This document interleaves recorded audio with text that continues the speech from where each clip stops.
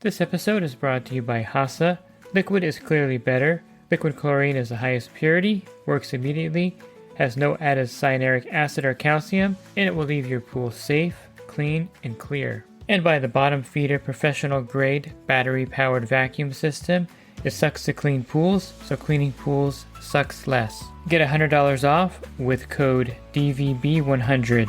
This episode is brought to you by Skimmer, the #1 pool service software in North America.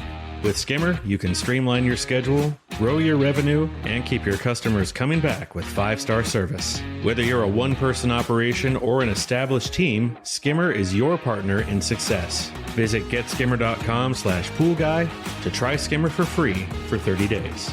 The Pool Guy Podcast Show.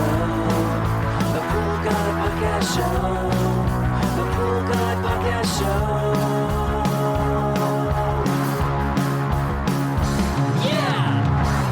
And welcome to the Pool Guy Podcast Show.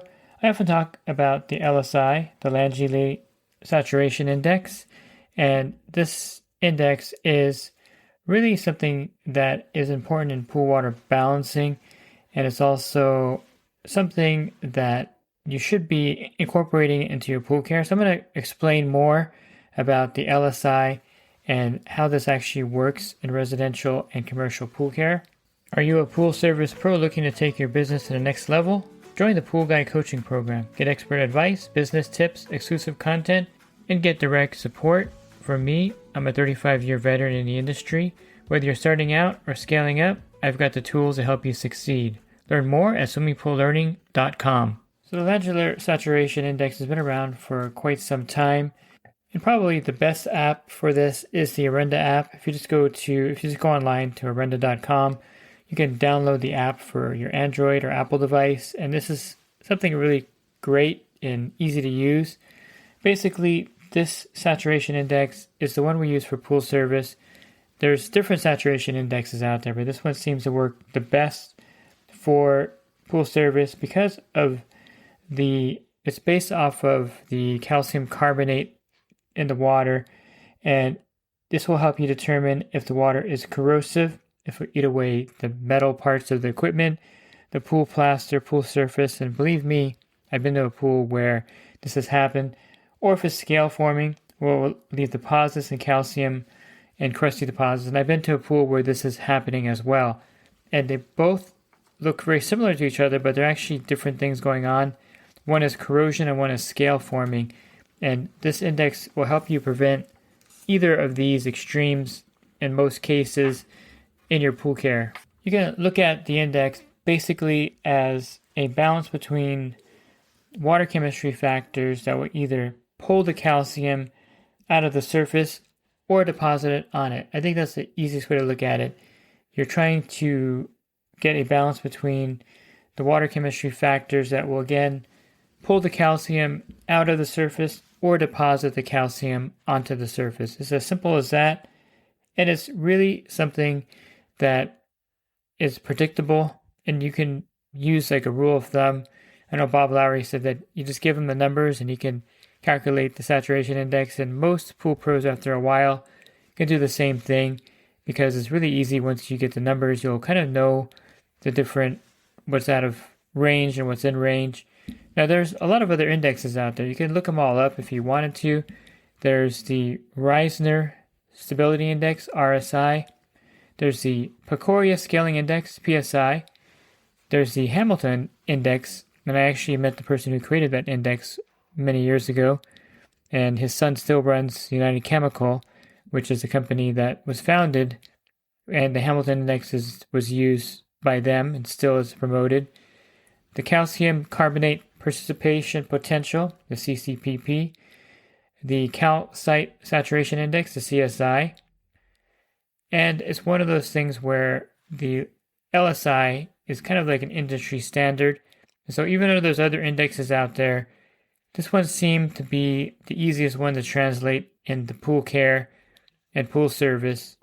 And over the years, it's just been established as the #1 index that's used out there. Again, for this very important thing, which is a balance between water chemistry factors that either pull calcium out of the surface or deposit it on it. scale forming or corrosive, or reverse those actually.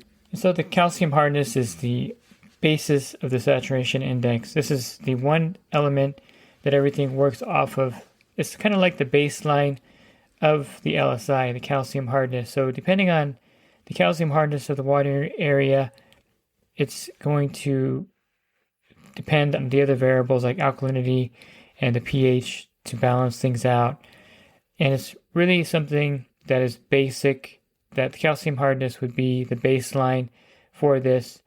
And it's something where the minimum calcium hardness would be 150 parts per million. And of course, for a plaster pool, you have target ranges of the calcium hardness to work off the saturation index, so that it's kind of easy to manage. You don't want to have too little calcium in the water. And so for plaster pools, you would want to have a target calcium hardness of 350 parts per million. And for fiberglass or other surfaces, about 250 parts per million. And too much calcium and magnesium in water does become oversaturated, and this is what happens when you get the scale forming in your plumbing. I think it would be cool if you would get the Arenda app and then play along with me here as I'm moving some numbers around. And I'll show you why the calcium hardness number is the crucial part. I think temperature would be the second most important factor, so to speak, with the LSI. And let me show you here. So I'm going to give you these numbers here. And if you have the Arenda app, you can plug these in. 15,000 gallon pool. The current water temperature is 75 degrees. The pH is at 7.5. The total alkalinity is at 100. The calcium hardness is at 480. The cyanuric acid is at 80. And the total dissolved solids, or salt, is at 800. And this is almost at a zero. It's actually a 0.02, which means that it's in the green zone and you have no problems. But if I actually were to drop the calcium hardness down to say 230, which is fairly low for a pool, not too low for a fiberglass or vinyl pool. And if I were to drop the water temperature down to 70 degrees, now all the other numbers are the same, pH 7.5, alkalinity 100, the cyanuric acid 80, TDS at 800. But if I were to drop the water temperature down to 70 and drop the calcium hardness down to 230, you're actually at a negative 0.031, which is, of course, corrosive to the pool water. Now, if I were to leave all those numbers the same, water temperature 70, and just raise the calcium hardness up to somewhere where it's typically in California, which is in the 500 range or so. I'm going to give it 550 for calcium hardness.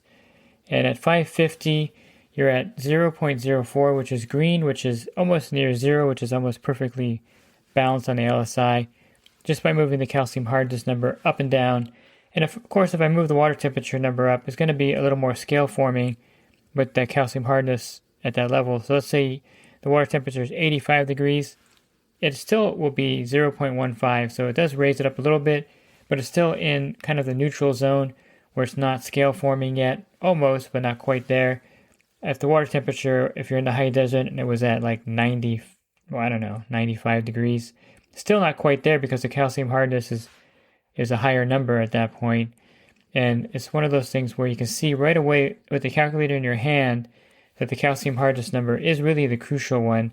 Now, when it goes to moving the LSI from one range to another, you have these bases. You have the temperature and you have the calcium hardness, which are kind of the base of the LSI. And then you have what would move it from one direction to another, which would be the pH of the pool. The pH is something that's going to move the LSI from scale forming to corrosive in a fast, and of course it affects the alkalinity as well when you lower the pH. So this is kind of what changes the LSI from corrosive to scale forming is the pH of the pool with the factor of the water temperature and the calcium hardness now. And working with those two baseline items on the LSI, the pH in the pool is what affects the LSI. If you are going to make adjustments with the LSI, that's the number you're going to adjust. You can't necessarily adjust the pool temperature. If it's at 70, you're not going to turn the heater on to adjust the LSI. It doesn't make a lot of sense. And you're not going to add calcium hardness to the pool at that point to change it. You would use pH to make the changes in the LSI index at that pool, if you find that it's out of range, changing the pH one way or the other is how you correct that. So let's go back to some original numbers I had in the calculator. Water temperature 75, pH 7.5, alkalinity 100, calcium hardness 550, cyanuric acid 80, and I'm not going to have the salt pool. I'm going to bring it back down to 800 for the TDS salt. And so currently we're at 0.08, which is really good on the LSI scale. On the app, it has color, so I'm in the green here. And let's just say I put a quart of muriatic acid in this 15,000 gallon pool, and I drop the pH down to 7. At that point, the LSI goes red to negative 0.38. So there was no need to add acid to the pool at that point because it was actually within range. However, if the pH was at 8 in that pool when I get there and I do the LSI calculation, and again, these numbers are pretty logical. If you figure that if I dropped it to 7, it would cause it to be corrosive.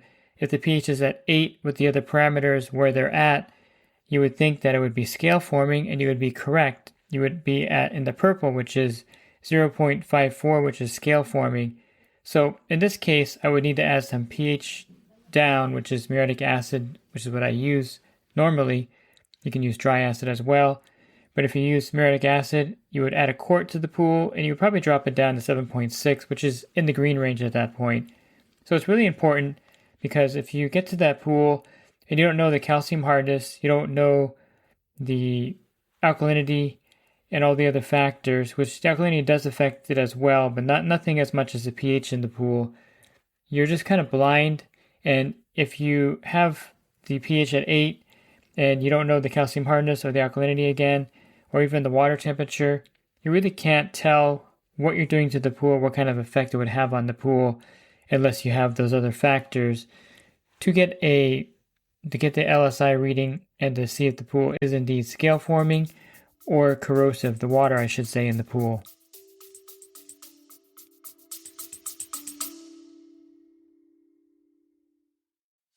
And the Pool Guy Podcast Show has teamed up with UPA to bring you affordable, reliable liability insurance starting at just $64 a month. Get up to $2 million in coverage, and the members of my coaching group get an even lower rate. Protect your business and your peace of mind. Sign up with UPA today by clicking the link in the podcast description. So let me just briefly recap here so you're still tracking with me. The calcium hardness is what I consider the base of the LSI. Of course, that's the calculation is off of the calcium hardness. And then the water temperature is a factor that needs to be accounted for in the LSI. And then the other numbers, pH will change the LSI rapidly in the pool. And the other numbers need to be accounted for, but they don't affect the LSI nearly as much as adding acid or base to the water to change the pH in the water. It's important to note again that this index is based on the calcium saturation in the water. So you're going to have a minimum calcium hardness of 150 parts per million. That's why starting up a pool with a pool startup, it's important that the calcium level is at a certain level for this to be effective and for the pool startup to work effectively. Sometimes the tap water has really low calcium in it. We don't have that problem in Southern California. Our tap water has a lot of calcium hardness in it. But in other areas, you may have to add some calcium chloride to the water to bring the calcium hardness up into the range where the LSI index could be effective. So if you do pool startups, the calcium hardness is really a crucial element that you need to focus on to make sure that you can balance the water properly at the beginning. A lot of problems can be offset at the very start. And of course, a lot of problem pools had a bad startup where this was kind of neglected. Then, of course, alkalinity is another factor. I did a podcast recently on pH and adjusting it, and I mentioned that alkalinity is a buffer for pH, and you would want to have it for a startup pool. Of course, I like to keep it right about 100 parts per million. That seems to be the sweet spot, and that way when the pH is at 7.4, 7.6, there's not much adjustment needed at that point, and it's one of those things where the alkalinity is a big factor in the startup as well. Keeping it within range makes it much easier to balance the LSI as well. There's a warning here I should throw in, and that is you don't want to add calcium chloride to the pool and baking soda, sodium bicarbonate, or soda ash, sodium carbonate, on the same day. This will immediately cause the calcium carbonate to fall out of the water, and it'll deposit all over the pool surface, and it's a real disaster at that point. So if you're going to add calcium chloride to increase the hardness, you don't want to make any kind of alkalinity or pH adjustments that day, and you kind of don't want to add any soda ash or adjust the alkalinity up with baking soda at the same time. Believe me, people do this and it's a real mess, so you don't want to do that and just avoid doing that. But it's really not rocket science, and it is a little complicated, I will say that, because there are a lot of parameters you need to know to get the proper LSI. I think one parameter that people just don't get often is the TDS because they don't have the meter, and it is a factor in the LSI. If you look at the app, you can kind of move that back and forth and get an idea that if you have a saltwater pool with a lot of salt in the water and you have a high pH, you're definitely going to have more of a scale forming, even with a higher calcium hardness level in the pool. It's all based on how these factors interact with each other. But I do recommend using this because I did mention at the beginning that I've been at pools where the LSI has been out of balance in both directions. So I was at this pool and they wanted me to do service for them. It was actually a relative of one of my customers. I got to the pool and the coping itself just felt like really bad sandpaper. And then I put my hand in the pool and it felt almost like it was like a coral reef feeling, because it had so much scale formed on this pool that even the coping had scale on it. It's just how out of balance the LSI was. And then I've been to pools before where it has a similar feel because of the etching of the plaster. I mentioned when I talked about the pH about having equipment where everything was rusted inside the filter. Check valve was rusted. The heat exchange was rusted because the water got corrosive. And it's because of just really not balancing the LSI.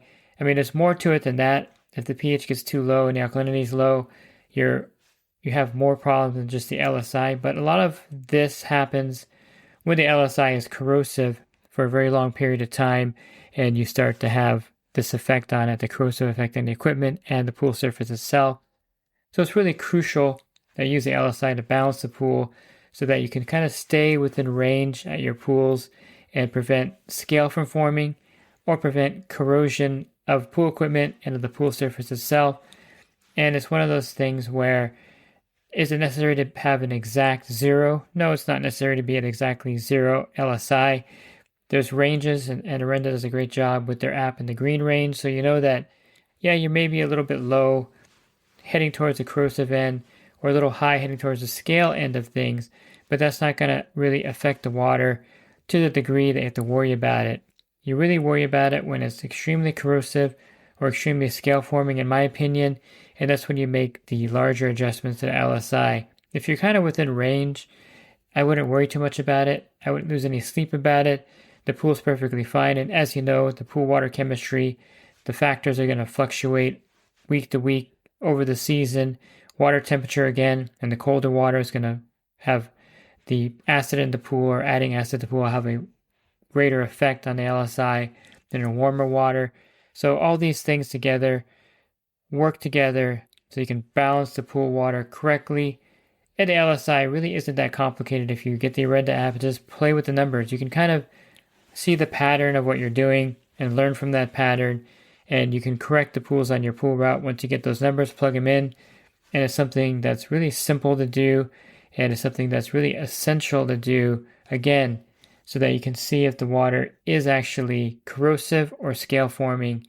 And again, the Arenda app makes it really easy to do the calculation. There's really no excuse not to use their app and get the LSI calculation. Now that you heard this podcast, I think you should have the app already on your phone, and you should be using it to do these readings at your pool. This episode is brought to you by HASA, providing products that deliver clean, healthy water for every aspect of everyday life. The bottom feeder battery-powered vacuum system, portable, powerful, and only weighs 12 pounds. And Skimmer. Get Skimmer, America's #1 pool service software.